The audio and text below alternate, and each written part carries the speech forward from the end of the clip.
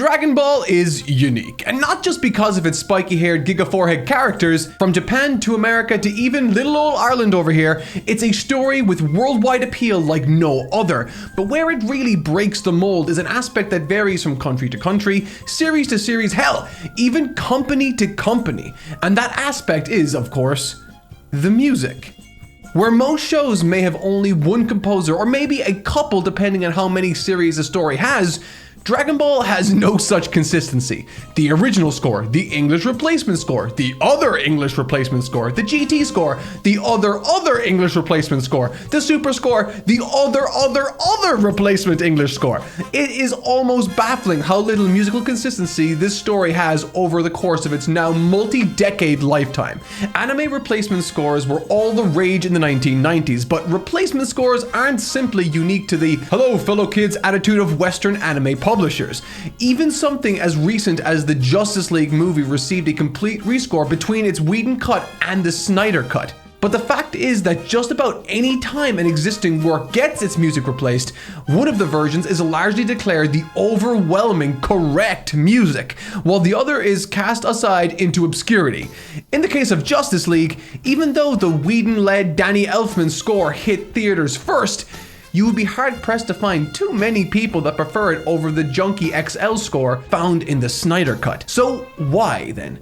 Why does every single Dragon Ball score have its absolute die-hard fans? How does the show get away with jumping from one sound to the next at the drop of a hat and still largely have its music beloved by many? Well, I spent the last couple of weeks diving deep into the history of every single composer for Dragon Ball. It was a lot of work, and not only do I think I have the answer to that very question, but I think the story of these composers says something much more profound about not only soundtracks, but art itself.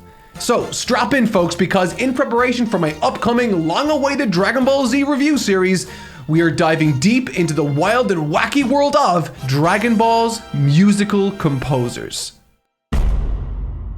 Ladies and gentlemen, we have a surprising number of composers to talk about today, each with their own span of the show they covered, history, unique sound, and place in the story. And where better to start chronologically than the original, the one and the only Shunsuke Kikuchi.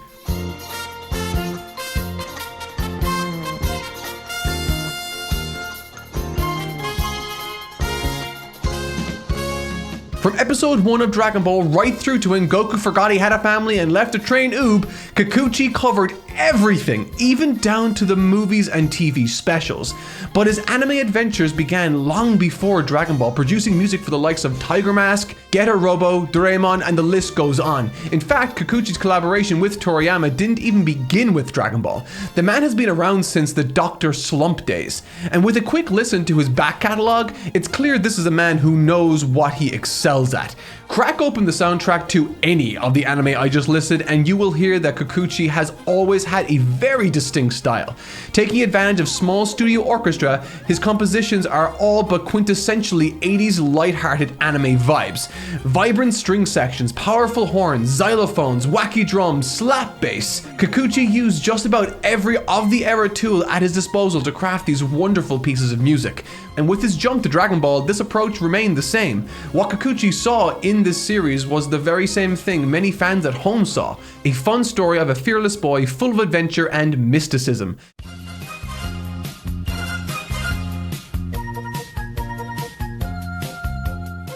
His approach to the show remained fairly steadfast for pretty much the entire original Dragon Ball series, steeped in Chinese influence, wuxia films, and kung fu madness. But one thing we should talk about is the concept of instrumentation. Put simply, instrumentation is just what sorts of instruments and sounds you use to create a piece of music. But what's important to understand is that what instruments you use to bring a composition to life is a whole separate beast from the composition itself. Clip your emo fringes on for just a second and think back to the song Never Meant.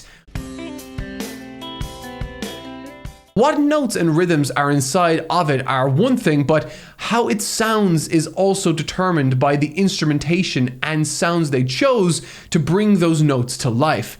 Take the very same melody and throw in some bluegrass instrumentation, or even Mario 64 instrumentation, and it becomes something very different.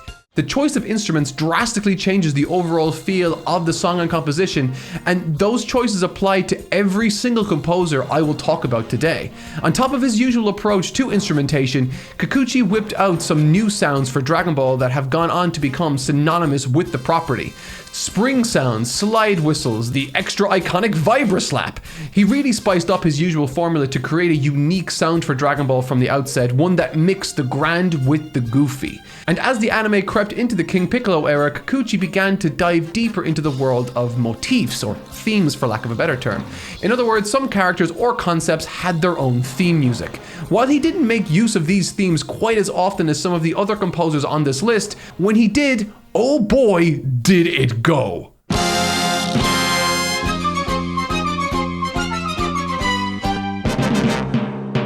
By the time Dragon Ball Z rolled around, Kikuchi's approach to the series had sort of evolved to match the evolution of the series itself, where the show had moved from a lighthearted adventure to a more grisly tale of space monkeys and galactic genocide. So too did Kikuchi move to more dire music, especially in terms of his fight tracks. What's interesting is that much of Kikuchi's music was composed for the Dragon Ball movies and then repurposed into the main show alongside the TV exclusive compositions. This was true all the way back in OG Dragon Ball, but is especially pivotal in the Z era, where a great many of his most beloved and powerful tracks in the anime were originally composed for the movies.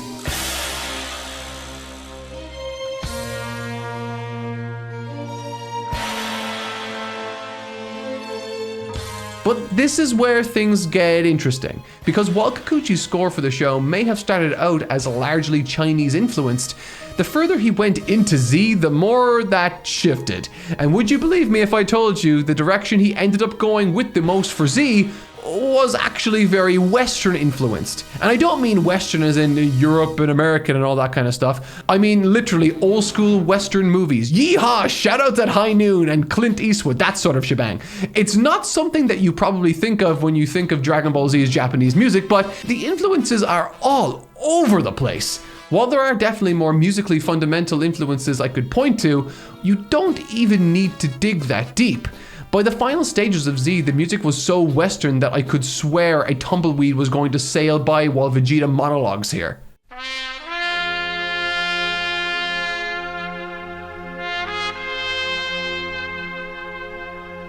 Shinsuke Kikuchi, for most of the world, is Dragon Ball. He is as much a part of Dragon Ball as Toriyama or Masako Nozawa. The unmistakable identity that he brought to the series is something that is really hard to overstate. He did so much. I mean, it's just insane. Over 500 individual pieces of music over the course of around a decade, all evolving with the story where appropriate. His tenure in the world of Goku & Co. is legendary, but then, why is this not the end of the video? Well, jumping into 1996, Z just wrapped up in Japan and America's finally ready to give this series its big push. Funimation's first attempt with original Dragon Ball didn't work with only minor changes, so what did Gen Fukunaga decide to do next? Well, he teamed up with the Canadian Ocean Group to work on retooling the show, and with that came a drastic overhaul to the music. Welcome to the stage, Ron Wasserman. Not only did Wasserman compose the iconic Rock the Dragon, but the entire portion of this Ocean Funny Sabin run, from Raditz through to Ginyu. I'm sure many of you now are going, hold up, isn't Shuki Levi the one who did this stuff? And you wouldn't be wrong if you simply looked at the credits, but plot twist, Wasserman actually composed those pieces uncredited for reasons unknown to me, but possibly something to do with rights and royalty access. But hey, I'm sure uncredited composers won't be a recurring theme or anything later. This isn't the first time Wasserman has worked with Sabin either though. Remember Go-Go Power Rangers? Well, that's him. But actually, unlike his work in this era that sported your typical 90s cartoony power rock tunes, Wasserman's music for Z was a total swerve. The score was frantic, spacey, otherworldly. And whether that was his direction or someone from above's, someone on the team saw this series as a big old sci-fi space opera. What's kinda crazy is that in spite of this big shift in tone, the music was largely well received at the time, as was the product as a whole. I mean, this thing has drastically different characterization and wacky censorship on top of this insane music. But actually, I think this unrestrained retooling is why people vibed with it so much. It all meshed together in a way that was coherent in spite of being so different. And I think that's the key here, because although he will soon be replaced with a certain mustachioed fan favorite, this musical approach will serve as the blueprint for almost every American score on the series going forward. Vegeta, what does the scouter say about his power level? It's over 9,000! That's right, the year is still 1996. Wow, Dragon Ball composers were busy in that year, weren't they?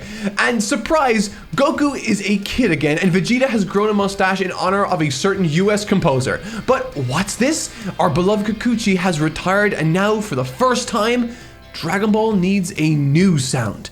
Bring on Akihito Tokunaga.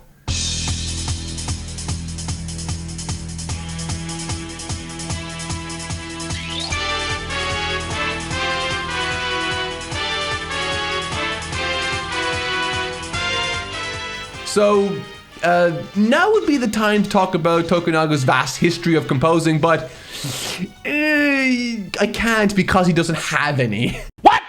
So it turns out when Toei hired him for Dragon Ball GT, this man had composed nothing. He was just a bassist in some band, and I mean, he has some songwriting credits here and there, but that was kind of it. I have searched high and low to try to understand why he was hired in the first place, but my best guess is that because he composed some music for the band Zard, of whom did GT's second ending, as well as wrote the lyrics for the opening. So I guess he got in that way? Maybe? I really have no idea, but I think that's what makes this guy so interesting. I mean, imagine being in this position. You're playing bass in some band, and then all of a sudden, you're given the helm to the successor of one of the most popular shows in the world. Like, what? This guy was thrown right into the deep end, charged with composing a score for both the GT and the big anniversary movie, Path to Power, simultaneously. That's an unfathomable level of stress, and yet he dove in head first. And well, the results aren't exactly spectacular. Reception for the Dragon Ball GT score was middling at best, and even today it's hardly noteworthy compared to its contemporaries. While his approach isn't too dissimilar to Kikuchi's in terms of tone and instrumentation choice, his work with synthesized instrumentation compared with Kikuchi's real deal left things feeling understandably flat in comparison. And what hurts the most is really just how short his story is. After the movie and those initial TV compositions, his contributions to the show completely ceased. Even a new track on the GT special was just an unused piece from his original run. From the beginning through to the end, the series reused piece after piece to the point that it really began to sour audiences on it. Like, imagine writing fun and adventurous tunes for the lighthearted first arc only to have it reused in the final arc where my boy Vegeta's being shish kebabbed. I mean, it's not exactly ideal. GT's production has always been a strange one of uncertainty and ever-changing approaches, but unfortunately, documentation on the music remains lacking. Tokunaga still writes and performs in his band to this very day, so it does certainly seem like they heard his initial output, weren't into it, and dropped him like a ton of bricks. I personally may not love his music for the show, but that's still a thought that saddens me. He was never really given the chance to see it through and evolve his craft, an opportunity afforded to a certain someone on the other side of the world later. But for now, I must ask you to strap in for arguably the most fascinating score covered today. The year is now 1999, and over in the land of apple pie and incorrectly named football, Funimation has decided trips to Canada are too much effort and expensive, and so, in true capitalist fashion, they've culled their Ocean Group relationship and decided to produce their own dub for cheap in-house. And with those new voice actors came the mustache man himself, Bruce Faulconer.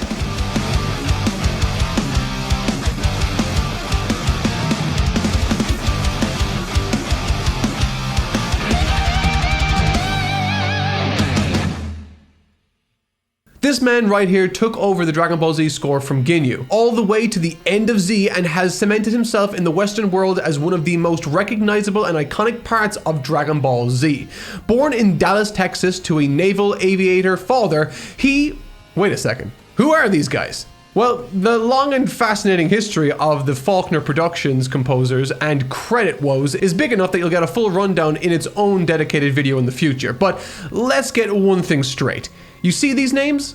These guys are the actual composers for 99% of the Faulconer score you may know and love. Mr. Mustache actually composed only a few tracks for the show's entire run, and despite this, his name is all over the various CDs and credits lists. Despite their unique and rich history, the three composers who created this now famous soundtrack are largely unknown to the greater fandom thanks to this distinct lack of clear crediting. Wait, maybe this is a recurring theme. With this takeover during the Namek arc, it was initially only Mr. Smith at the helm, producing music very much in line with the predecessor Ron Wasserman.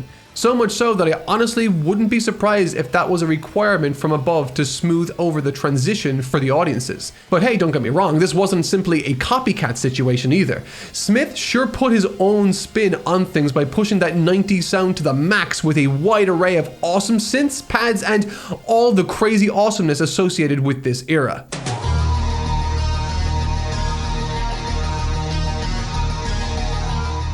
He really favored melody-driven affairs, which is not only conducive to memorable music, but played a key part in him creating some of the show's most iconic themes. I mean, this score as a whole is truly theme central, and I think that's a large part as to why it stayed in the English-speaking fandom's consciousness for decades now. The Dragon Ball theme, Vegeta's theme, the Super Saiyan theme, Gohan's theme, whatever theme comes to mind, there's a very good chance it was Mike Smith who put it together. Of course, Smith wasn't the only name on this list though, and as the show progressed, the group found themselves with another composer in their ranks, Scott Heavy Metal Morgan. His work really started in full swing once we left the Frieza arc, and where Mike was all about melody, Scott was all about mood. Dark and ethereal. This man's music truly set the tone for whatever scene they appeared in. Where Smith would pen a wild piano riff for Vegeta's Super Saiyan theme, Morgan would take a wildly different approach to character themes.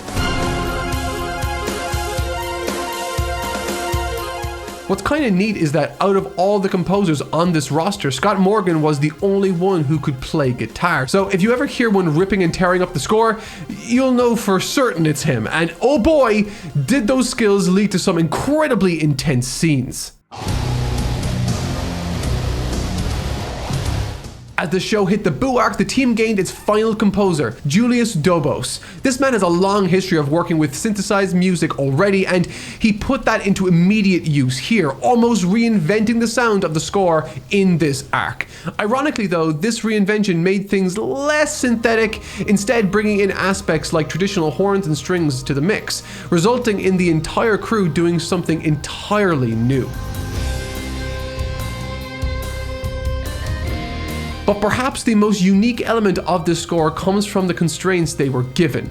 Gen Fukunaga insisted the music be non-stop wall-to-wall in its placement, no silence allowed. And as a result, the gang took a lot of care to write much of their music to scene. If you're not aware, most scores for a TV series are written independently of what's going on screen, instead building up a pool of music for various types of scenes that a director can pull from to use where appropriate. The only exception often being for important scenes where the composer will pull up an episode and compose to the specific timing of that scene.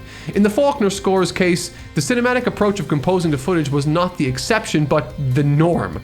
Pieces were written to transition seamlessly, and the team would often reinvent previous tracks to specifically match unique character beats. Sometimes that would even mean a particular track played once in the entire show. Say what you will about whether the score fits Dragon Ball or not, but this team really gave it their absolute all, and it truly shows.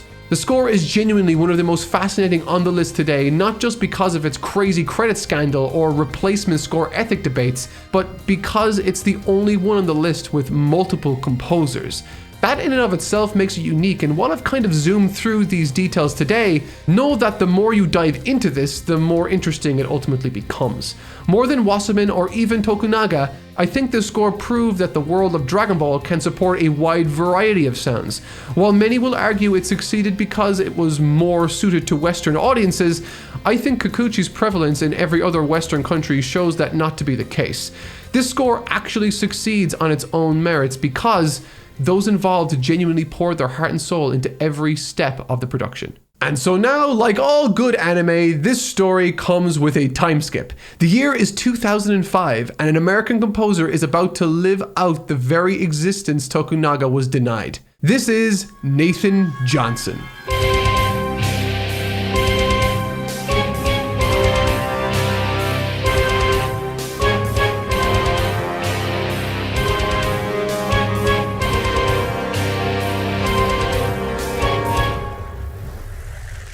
So, tell me if this one sounds familiar. Composing credits before Dragon Ball? 0. Legitimate reasons to be hired to compose for Dragon Ball? 0. Reception of their initial work? Not great.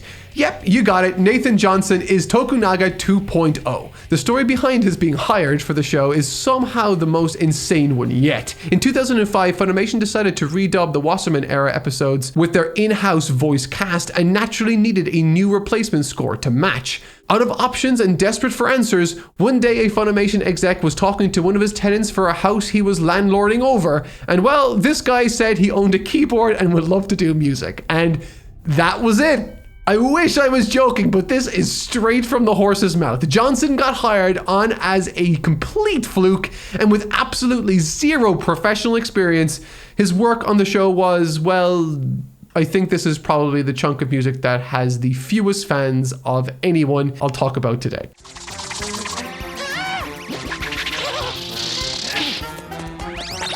His approach seemed to more or less be the same as the ethereal synth-heavy Wasserman Score that he was replacing. And while that makes sense from a logistical standpoint, you don't want your replacement score to be too jarring to those who watched the older dub back in the day.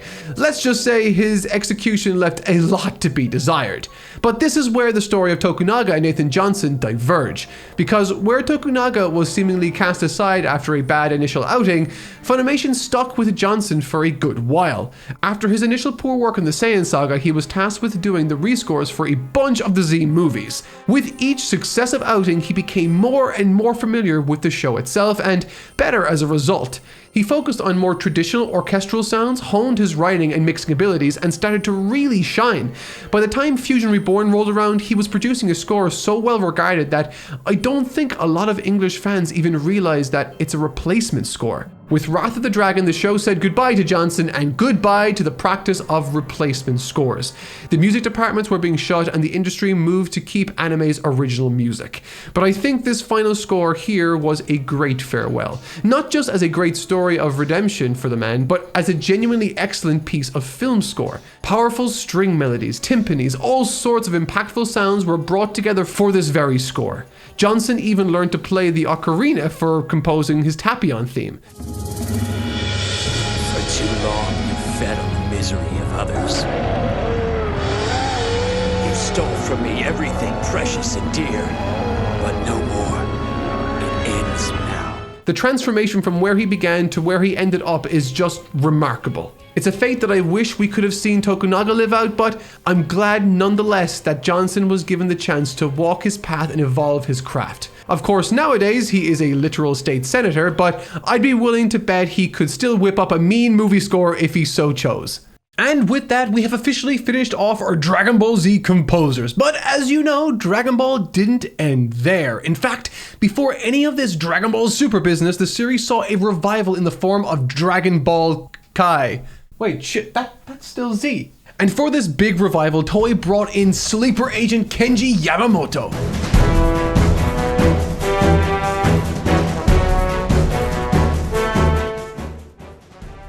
Out of everyone on this list, Yamamoto has by far the most storied history with Dragon Ball upon his hiring. None of this had never heard of the show before business. Yamamoto came onto Kai having already worked with the series for over 2 decades. For years, he had been the go-to composer for pretty much every Dragon Ball video game in existence, as well as a composer for a big chunk of the original show's insert songs. Yamamoto had been with Dragon Ball for so long at this point, he was almost as synonymous with the series as Kikuchi, so it was a natural choice to bring him on for Kai. And once he started, it did not take him long to get going. Having that level of familiarity with the franchise really allowed him to burst onto the scene and make an immediate impression on all who watched. His score was big, grand, bombastic, and almost filmic. Horns, strings, drums, cello, the whole soundscape came together to create a score that felt like what those before it tried and failed to sort of achieve. From high-energy fight tracks to genuinely emotional beats, he really hit it all.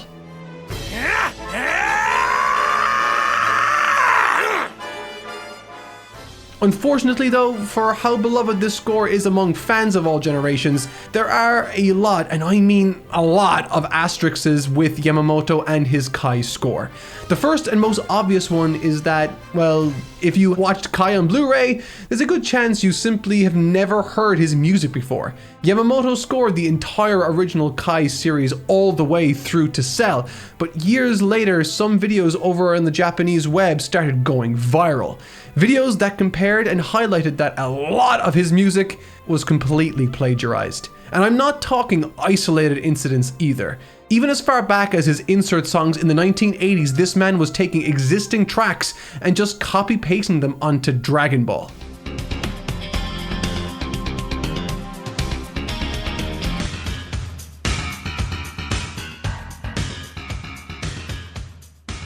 These comparison clips really took off in Japan, which alerted Toei to his stealing and led to them replacing his Kai score with reused Kikuchi music. How about that? A replacement score using an original score. But again, it really is insane how often and direct these plagiarized songs were for Kai. It is just everywhere.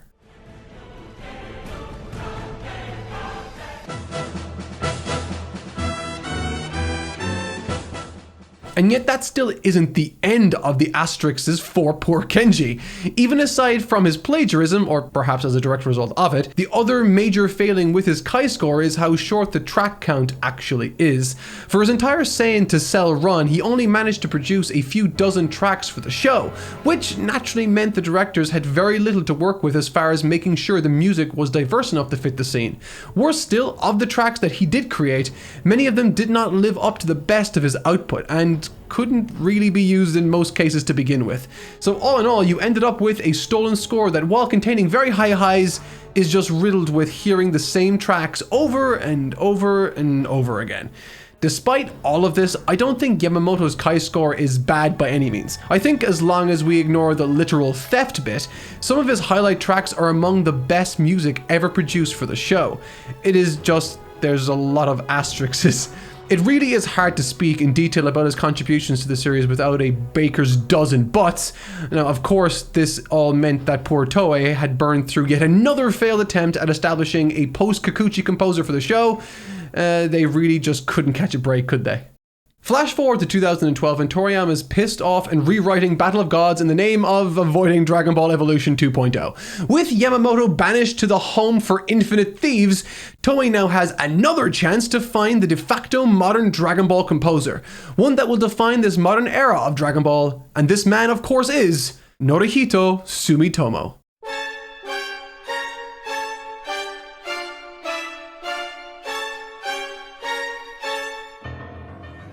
At this point, Sumitomo has been the sound of Dragon Ball for a surprisingly long amount of time. He was introduced in Battle of Gods a decade ago, and the positive reception there meant that he has continued working on the series ever since. But just like those that came before him, his journey is a storied one, and one that didn't start off on the best of terms. His initial work on Battle of Gods was largely well liked actually, whether it be the fun slice of life sections or the insane grand piano moments.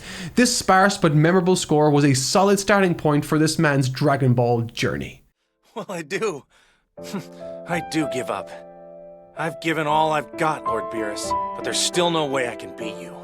Unfortunately for old Sumi here, Funimation were hungry for more Kai given its huge success in the West, and so Toei relented with Kai, the final chapters, leading to our man needing to compose a whole soundtrack for the Buu arc alongside the upcoming Resurrection F film. As I'm sure you can imagine, that meant schedules were tight, and while Sumitomo might be talented, there's only so much one can do in such a limited time frame. Wow, it's been so long I hardly recognize you. So, how are things going? As a result, both Buu Kai and Resurrection F scores were pretty significant steps down. Only a few months following Freezy Pop's revival movie, Dragon Ball got itself a brand new anime. I don't think I need to tell you all what the production schedule was like for that, but yeah. While the show melted on our screens for several months, I think many of us forgot that every aspect of the production was affected by this disastrous environment, leading to just as many viral music hilarities as there were animated ones.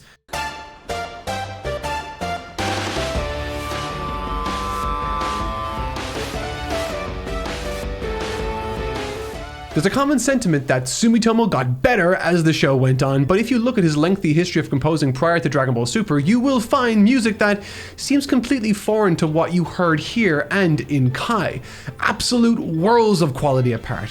Where he was once a composer known for strings, piano, rich textures, just about everything you could ask for, his work on Kai and Super was rough, very synthetic, with music that matched the tone of the scene being the rare exception rather than the rule.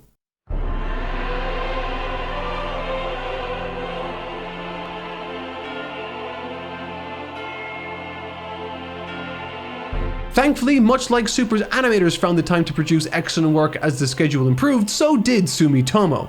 And with each passing arc, his work began to jump in quality. In fact, you could argue it was a complete metamorphosis of sorts, as the Goku Black arc found itself with a score completely overhauled from what came before. With the return of traditional string and piano composition, Sumitomo brought about some of the most iconic and powerful music this franchise had ever seen.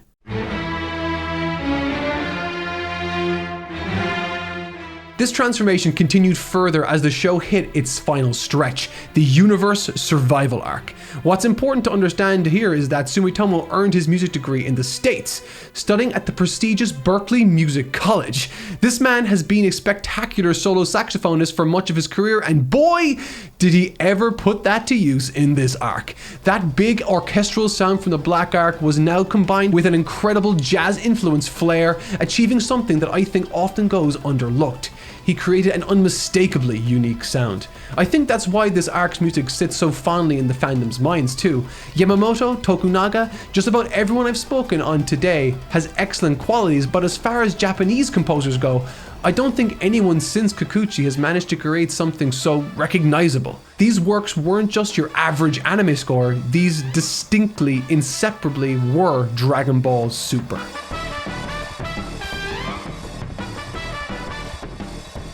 By the time the Broly movie rolled around, Sumitomo had hit critical mass. Taking everything he built up in the TV series, he began to incorporate far heavier uses of themes and motifs and produced a score that even his loudest detractors collectively agreed was genuinely incredible. It should be clear at this point that Sumitomo is a remarkable talent who faced a terrible production environment at the start of his Dragon Ball venture, but he persisted, putting his all into the show and reinvented his relationship with the property with each passing arc. In a world where a few viral online clips can tarnish your entire reputation, Sumitomo rose above it all, pushed through the hard times, and came out the other side with some truly legendary works of art.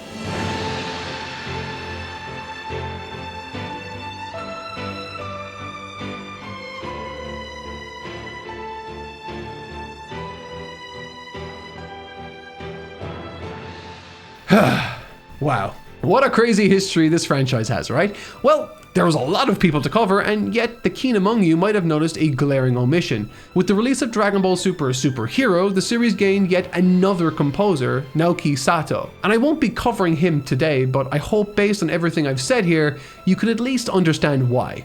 Because his journey may very well have only just begun. We don't know whether he will return for any future Dragon Ball productions, but if he does, you can be pretty damn certain that there is more path for him to walk. Because ultimately, music is art, And all forms of artistic expression are living, breathing things. Our relationship with art evolves. Those who continue their pursuits are constantly reinventing themselves and honing their craft in order to deliver a more earnest version of themselves onto the screen. Whether that be composing or illustration or writing, animation, whatever the craft, they all share that same heartbeat. And I think that's why these composers resonate so intimately with me. Every single one of them, barring Yamamoto, were tirelessly dedicated to their craft and, assuming they were given the chance, emerged from their time with Dragon Ball in a far better place than where they started.